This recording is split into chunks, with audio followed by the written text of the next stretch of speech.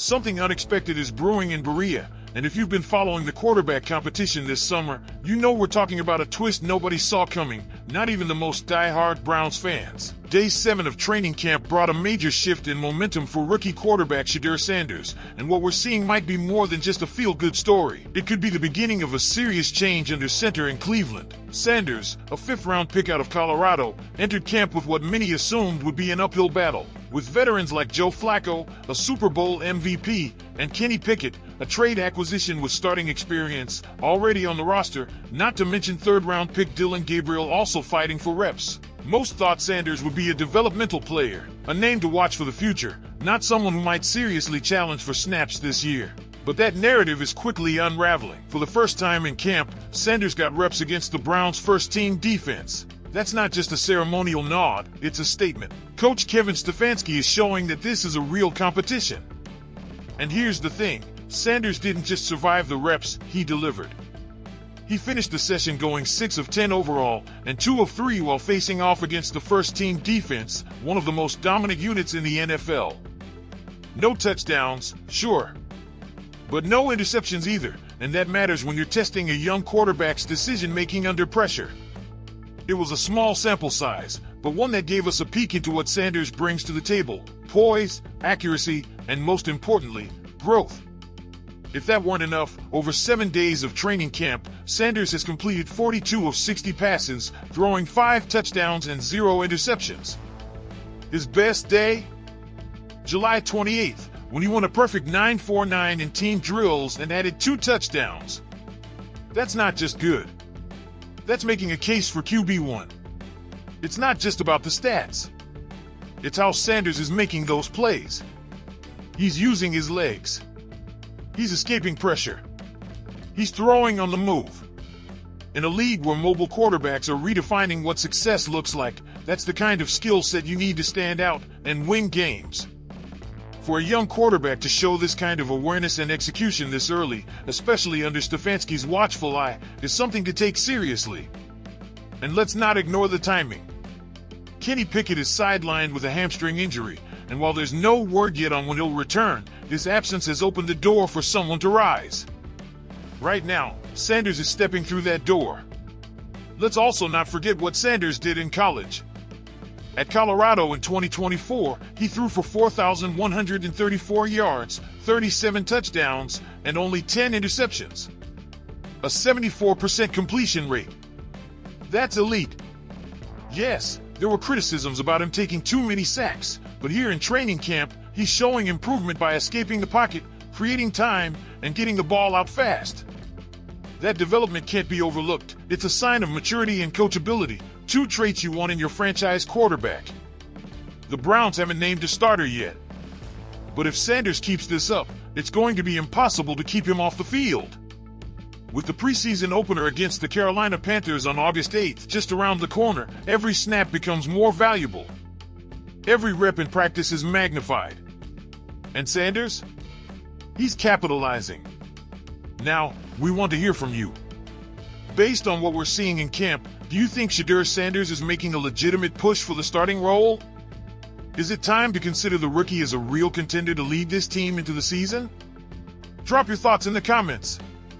And while the offense is where the headlines usually land, what's happening on the other side of the ball might be just as crucial for the Browns' 2025 hopes, and even more exciting for fans. Let's talk about Mason Graham, the number 5 overall pick out of Michigan, and a name that might soon be echoing through First Energy Stadium every Sunday. If you watched any of the Browns' practices this week, especially Day 7, you already know this kid is special. In Tuesday's padded session, Graham made one of the most jaw-dropping plays of camp so far. With a burst off the line that looked more like a running back than a 300-pound defensive tackle, Graham blew past Pro Bowl guard Wyatt Teller, applying immediate pressure to the quarterback. It was a statement play, the kind that stops everyone, coaches, players, fans, mid-breath. It's rare to see that kind of explosiveness from a rookie, especially against someone as experienced and talented as Teller. Now remember, this wasn't even a full contact drill. Players weren't in full pads. And still, Graham's power and speed were undeniable. He's showing flashes of the kind of interior dominance that makes defensive lines great, not just good. For all the questions that surrounded Graham before the draft, analysts saying he might be better suited for the second round, he's quickly silencing the doubters. And he's doing it in a way that fits perfectly with Jim Schwartz's aggressive, penetrating defensive scheme. The Browns' defense was already one of the league's best last year. Adding a game wrecker like Graham into the mix? That's a problem for every opposing offense. Pair him with Myles Garrett, Dalvin Tomlinson, and Zadarius Smith, and you're talking about a front four that can dictate games from start to finish. But as one door opens, another painfully closes. Day 7 also brought the toughest news of camp. Cornerback Martin Emerson Jr., a rising star in Cleveland's secondary, suffered a ruptured Achilles during 7-on-7 drills. The injury is season-ending, and head coach Kevin Stefanski confirmed that Emerson will undergo surgery later this week. It's a brutal loss. Emerson was coming off a breakout year and was expected to play a huge role in the Browns' secondary alongside Denzel Ward and Greg Newsome too. His absence creates a ripple effect across the defense. With Newsome moving to the outside, the team is now looking for a new nickelback. Young players like Cameron Mitchell, Tony Brown too, and Chigozie Anuzium will get extended opportunities, and the Browns are reportedly already exploring external options to reinforce the position group. Depth at cornerback is critical, especially in the AFC where you face elite quarterbacks every week. Cleveland can't afford to get thin there, and losing Emerson makes that reality all too real. The wide receiver group is also facing its own share of injuries. Michael Woods too was waived with an injury designation after missing time since the start of camp. Add that to ongoing health concerns for Cedric Tillman and David Bell, and suddenly the depth chart is being tested. But every setback creates a new chance, and two names have already started rising: undrafted rookie Luke Floria and camp standout Gage Larvadain. Both have impressed in practice and could carve out real roles heading into the preseason games. Speaking of intensity, Day 7 wasn't just about depth charts and individual performances.